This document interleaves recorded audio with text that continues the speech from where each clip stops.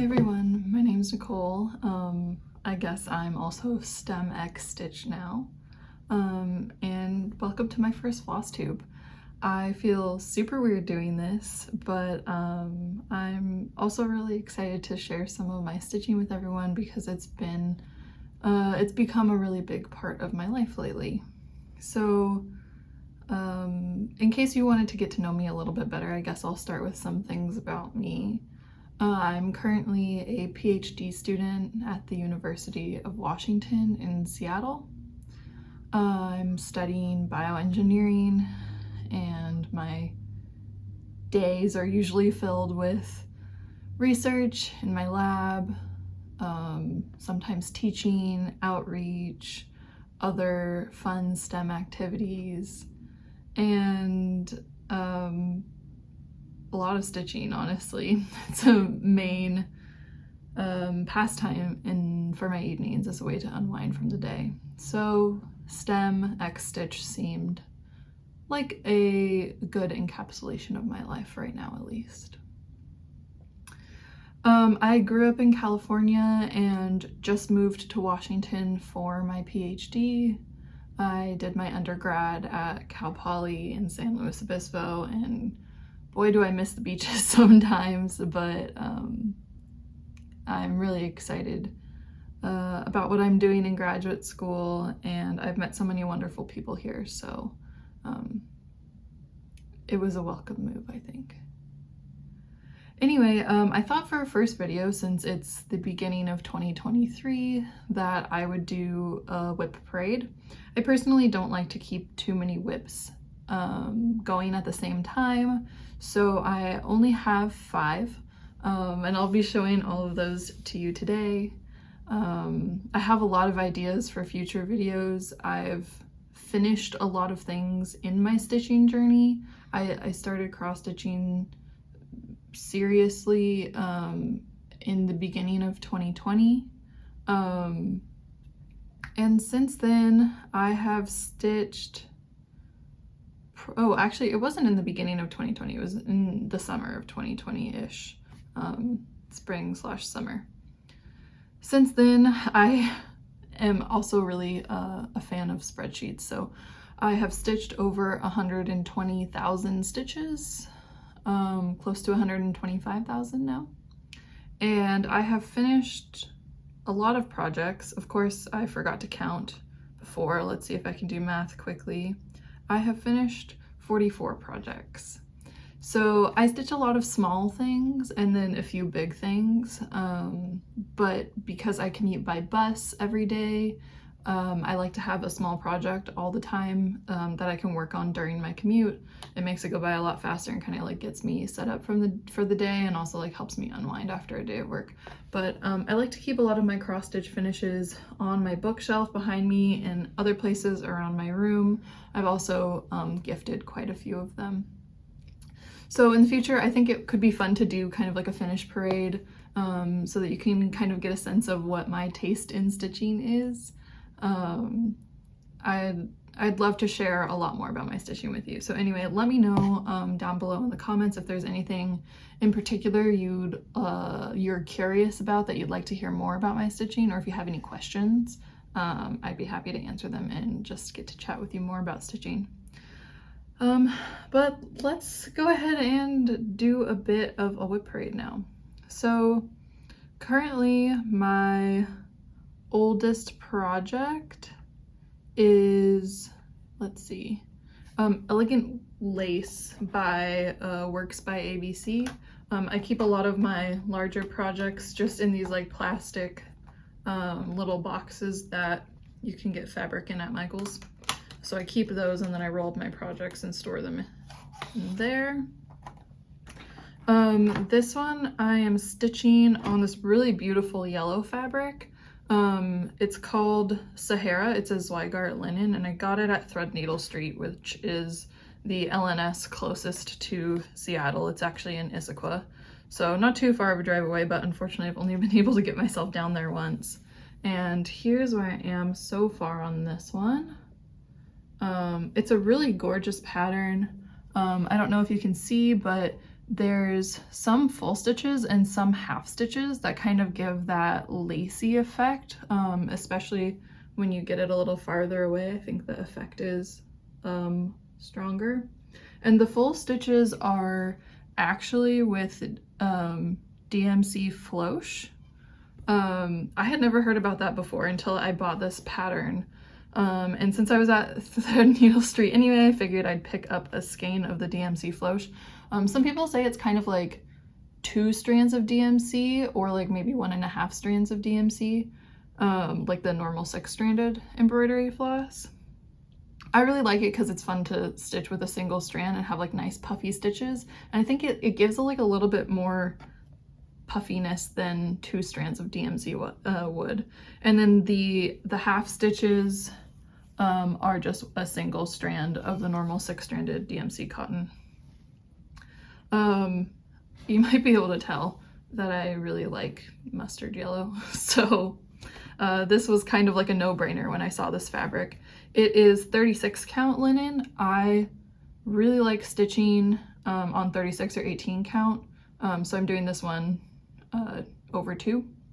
I think that 2 strands of DMC over 18 count is like the perfect coverage, personally, because I like kind of fuller coverage. I don't know exactly when I started this. I just know that I started it sometime in 2022, but I don't know the month or the day or any of that. And I am, I think about, yeah, a little over 50% done. So I'm hoping to finish this one this year, but I'm really enjoying stitching it. It's kind of fun to have a monochromatic piece, to get to use some DMC Flosh and to stitch on this really fun color of fabric. All right, so the next one that I've been working on, I haven't picked this one up in a long time, and it has like the tiniest little start, is Damask Square by Ink Circles. And I'm stitching it really tiny on 56 count even weave. Hopefully you can see that. I have no idea if it's focusing. I haven't exactly figured out this whole filming thing yet, so hopefully there will be improvements over time. I'm stitching this 1/1 on 56 count with Invisifill, thanks to the lovely Kaylee Crossstitch, who was doing this like try tiny stitching thing where she would send you a little tiny stitching kit with some floss, a little piece of fabric, and a needle. And I requested one so I could try tiny stitching.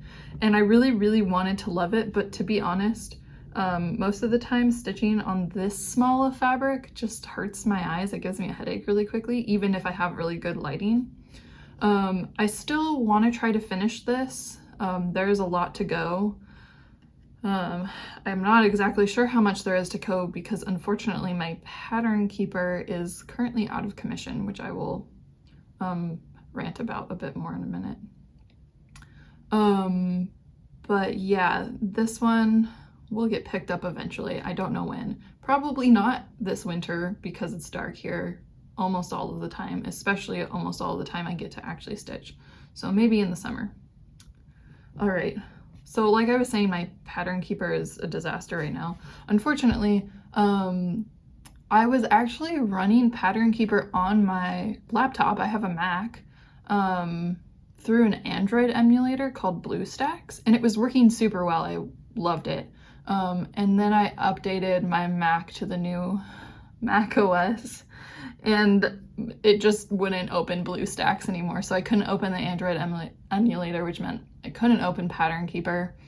And that happened, I think, like this Monday or Tuesday, like first or second week of January. So that was a bit unfortunate. I've currently been stitching without pattern keeper on my small projects. I don't normally use pattern keeper, but I use it for elegant lace. I have a HAID going that I'll show you in a minute that it's like essential for, and I don't even think I realized how helpful pattern keeper was until I didn't have it anymore. So I'm working on getting a tablet that I can run Pattern Keeper on. Unfortunately, I hadn't exported any of my progress for the projects that I did have on there. So I'm pretty sure I'll have to go manually enter where I am and spend a little bit of time making sure I have that all properly in. I've been trying to use Knit Companion to help me find, you know, like all of one symbol in my Haid chart. It's just not the same. It's so difficult, especially because you can't easily see the stitches you've already stitched whereas in Pattern Keeper that's like really easy to see. It's really easy to get lost in your pattern. So that's been kind of a downer, honestly, this week. And I also like have no idea how many stitches I've stitched on my Haid, even though I've been working on it every night. So anyway, I'm hoping the tablet will get here soon and I can get Pattern Keeper up and running, because apparently I really, really need it to stitch happily. Anyway, okay, so the next project I also started, so all of these that I've showed you so far, the last two, were started in 2022, but I don't know when. This was also started in 2022. I'm calling this one my temperature SAL, but this is a pattern that I made up because, like I said earlier, I really like spreadsheets. I like organizing data, doing data analysis, stuff like that. I think that like just makes the STEM part of my brain very happy and the analytical part of my brain very happy. And so at some point in 2022, I decided that it would be fun to stitch a temperature SAL that had one stitch in it for every day of my life since I was born up until I turned 25. I am 24 right now. My birthday is at the end of July, so I can't finish this until the end of July this year. Otherwise I would have finished it already. But basically what I did was I got the temperature for each day. I'll go a little bit more into the data in a minute. So each stitch is 1 day, each line is 1 year, and it goes like 1, 2, 3, 4, 5 in rows of 5 from top to bottom as you go through the year. So January, February, March, April, May, all the way to December, and then the next year. This first part is gray because this was the year I was born, but all of the days up until I was born are in gray. Yeah. So how did I do this? I honestly, when I first started it, or when I first had the idea, I was like, this won't be that bad. And then I realized that's a lot. It's a lot of stitches. In total, it's 9,490 stitches, 9,490 days. That I guess not in my life, because that includes the like bits of gray. But that meant, you know, 9,000 days that I needed to know the temperature for. So what I actually did was I went on to the, let me find the name of this website. Of course, I can't remember it off the top of my head. Temperature. Yeah, Climate Data Online is the name of this like service that I think is, let me just Google it. It's gonna bother me if I give the wrong information. Yeah, so Climate Data Online is an archive of the NCDC's archive of global historical weather and climate data. So basically what you can do is like go on there and say what your location is and say the time range that you want to know the temperature, or like some information about the climate, and then it will like contact their database and find that data and email it to you, which is really cool. So basically what I did was I looked at that information for wherever I was living for a majority of the time in a certain time period. So like the first part of my life was like where my parents' house was, all in the same city. And then There's like 4 years in here where it's like San Luis Obispo, where I did my undergraduate degree. And then you can see down at the bottom, it's like the first time I used some of these darker blue colors. That was when I moved to Seattle. So weather adjustment for sure. Also in there is like some of the days where it was freezing, below freezing for like almost a week. The days where it was record high temperatures, all that kind of fun stuff. And I made up my own color, temperature to color conversion, I guess. I just looked through all the DMC and picked out like a rainbow of colors and then assigned them to temperatures that made sense for where I was. And I took all that data that I got off of the climate archive and put it in a spreadsheet and used the lovely conditional formatting that Excel has to tell me what color each day should be, and then I manually inputted that into xstitch to make my pattern. It took a lot of time. It took many hours, honestly, to make that pattern, but I think it looks super cool as like kind of a visualization of data, and I'm really happy with how it's turning out. Sorry, well, I guess not sorry, but if you see all these like loose threads that I have at the bottom of some of my stitching, what I do is when I have a lot of colors that I'm working with and I have kind of like a full coverage-ish piece, instead of like ending each color on the back every time I finish a thread, I actually just kind of like park the end of the thread like 20 or 30 stitches down, and then I stitch over it as I, you know, stitch down the piece. And then once I get to where the thread is poking out, I just cut it off. It saves me a lot of time in the end, I think. It looks a little bit messy while I'm doing it, but for full coverage pieces, I really like that. I like that better. Okay, so that was my last start in 2022. Oh, also, sorry, I forgot all the details. That's just on a Zweigart 18 count Aida, 2/1 full cross with DMC. I started it in 2022. It will be finished this year. I just have to wait till I know the temperatures through my birthday this year when I turn 25. And then it'll go in a frame, hopefully.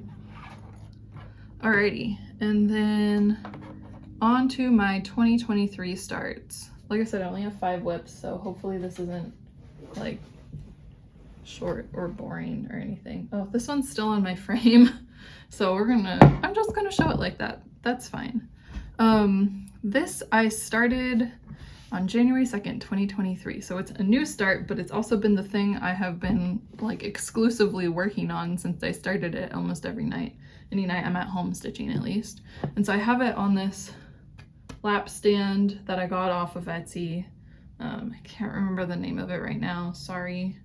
But I am stitching this beauty, which is Hidden Harbor by Heaven and Earth Designs. And the actual artist for Hidden Harbor, Andy Russell, I believe, is the artist's name.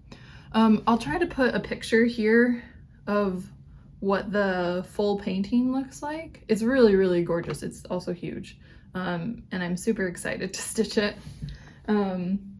Sorry for not showing you what the full pieces look like for the other ones, but I think you kind of got the picture from like Elegant Lace, right? It's like a repeating pattern, the same with Damask Square, and then the temperature SAL is a temperature SAL. So hopefully that's not too bothersome. I am, let's see, I'm about 2 or 3% into this one so far, which I don't think is too bad considering I started it like all of almost 2 weeks ago. I have a needle minder here from Vika's Space. She's an embroidery artist who does these really gorgeous satin stitch mountains. I would highly recommend following her if you, especially if you're looking for something that is different than cross stitch, but is still very like meditative and kind of mindless. You know, embroidery sometimes takes a lot more focus than cross stitch does. depending on the project and switching types of stitches and all of that. But her patterns are really simple and really meditative. I've completed a few of them, so if I do a finished parade, I'll show you those. And this is actually a 2/1 half stitch. I'm not sure if you can tell or if this is even focusing. 2/1 half stitch on 25 count easy count Lugana. And oh man, do I love Lugana. It's like a nice, it's soft, but it's not like too floppy. I'm really loving doing half stitch for this so far. I think with this big of a piece, it just makes sense. It makes you feel like you're making progress a lot faster, which I really enjoy. And I think the coverage has been fine so far. With some of the darker colors, it's a little bit spotty, but I think when I end up washing it, which I try to do with my really big pieces because they get so much dirt and oil on them when you work on them for that long, I think those stitches will hopefully kind of fluff up and cover that space. And again, you can see I do this weird like parking thing with the ends of my threads. And then I'll just stitch over them in the back and cut them off. I've tried a lot of different methods for stitching full coverage pieces in the past. I have one main full coverage stitch, which you can maybe see back there. It's banana leaves. I'll show that closer hopefully in another video. I started that one stitching with the parking method and stitching just one 10 by 10 square at a time and then parking in the next square over whenever I was done with that color. And then halfway through that piece, I got kind of tired of that method with a lot of like threading and rethreading needles. So instead, what I switched to finish that piece off was stitching one page at a time and kind of color completing. So what I would do was I would start a page, I would probably have parked some threads from the page before into that new page, and I would stitch all of those parked threads until I ran out of each. And then I would stitch each color on that page from generally the least number of stitches to the most number of stitches. And I would kind of color complete per page that way, or cross country per page that way, whatever thing you like to call it. Yeah, and I started to like that a lot better. So that's also what I've kind of been doing here, is just stitching a bunch in one color at a time and kind of like filling in the space as I go down. The reason that this is going out so far this way is because that's when my pattern keeper stopped working, and I was like, okay, I just need to pick a color that has a lot of stitches so that I don't have to try to finagle this with a random pattern manager. So yeah, I've been enjoying that a lot so far. And then let's see, the last thing, the last WIP that I have to show you is my current bus project. So this is what I've been working on the bus. I keep my like on the go bus projects in this little bag. Just has like all the flosses in it. It has a really cute little ort container that I keep all my thread ends in. I do save all my thread ends because why not? And it's kind of fun. A nice pair of embroidery scissors in a little scissor case.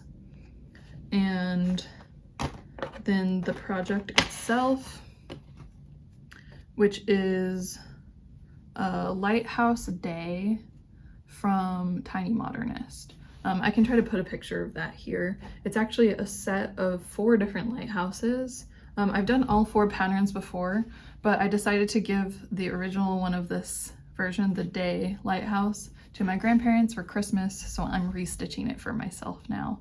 I'm not too far along just yet, but I work on this every day that I go to work, as long as I'm taking the bus. And that's a 2/1 full cross on 18 count white Aida from Michael's, the Loops and Threads brand. I started that one on January 11th, so what I showed you was like 3 or 4 days of stitching. Cool, so that's all my projects for right now. I'm not sure what else to share in this video. I guess maybe I could talk a little bit about plans. So I do WIPGO. which I really enjoy. Let me open up my WIPGO so I can tell you more about it. Okay, so I can also put my WIPGO here so you can hopefully see my board. But the calls for January were 6 and 10, which for me was Hidden Harbor, my new HAID. Planning to get that one to 5%, so I'm well on my way there. And then Amazon Angel Butterfly from Harpseal Designs. That one I've already finished, so that one was a lot faster than I thought. Hopefully I'll be able to show you that if I do a finished parade. I really like WIPGO because it helps me figure out what I want to focus on for each month, but also lets me like change up my projects a bit and not get too stuck or bored on one thing. If you see with my WIPGO board, I unabashedly just put things on a bunch of times that I want to make a lot of progress on. So I have Hidden Harbor on there 5 times for 5% progress each time. If I kind of put it on there arbitrarily, like if 3 got called in February, I'm not going to do it till 20%. I'm going to do it to the next increment of 5%, and I'll just change that around to whatever it is at the time. Hopefully that makes sense. I also put projects on here that I want to finish, and I'll put them on for however many times I think I need to finish them. So for Elegant Lace, I've spent like, it was on my last year's WIPGO twice. I did 25% of the pattern each time, so I figured 2 more boxes and I could finish it this year, hopefully. And then I also, I don't just put WIPs on here, I also put projects that I want to start and finish. So I have a lot of small projects on here, all of these mini art patterns that are just little patterns that are like riffs on famous paintings. And those are really good for my bust project. So if one of those gets called, that'll be my bust project for the month. And those are usually finishes because they're pretty small. And then even some bigger pieces that I know I want to start, like Unexpected Visitors, which I believe is from Night Spirit Studios. I have it on here 3 times, so I'm hoping to start and finish it throughout this year as it gets called through WIPGO. And a few others on there that are the same. So that's kind of how I normally fill my WIPGO board and how I make my plans, which means for the rest of January, I'll be continuing to work on Hidden Harbor at least until 5%, maybe until more than 5%, which since I'm enjoying it so much, I don't mind at all. And that will probably be my focus until the end of January. And I'll also be working on my bust project, probably just until I finish it, and then I'll pick a new bust project. If I don't finish it by the end of January, then I'll just continue to work on it in February, and if a new small project gets called on my WIPGO, then I will start that as soon as I can, as soon as I finish my last bust project. If a new bust project, like a smaller project, sorry, I just call them bust projects because that's how I think of them. If a new small project doesn't get called, I'll probably just look through, you know, my little stash of patterns that I've collected and see if there's another small one that I want to start and work on my commutes. But that's kind of how I think about and plan what I'm going to work on. And that's what I will be and have been working on lately. So thank you so much for joining me today. If you have any questions about stitching or what I do in my stitching, anything, please drop them in the comments below. I actually have a question for you too, which is back to this lovely piece. So this thing is huge. The halfway point for the total length is like around here, which means it's totally not going to fit in this Q-snap all the way, right? So when you have a really big piece like this, do you just use whatever Q-snap and just move it around, and then do you just willingly snap these little clamps over your already stitched parts? Because I did that once with my old full coverage piece, and I feel like it squished my stitches kind of in a not nice way. So I'm thinking I might just need to buy like a really big Q-snap that will hold that whole project without me having to clamp them over the stitches. So let me know what you think about that, and how you would handle that. I don't know if maybe I'm missing something, but yeah. So thank you so much for spending a bit of your day with me. I hope you're having the best day you can, and I hope to see you back here soon sometime.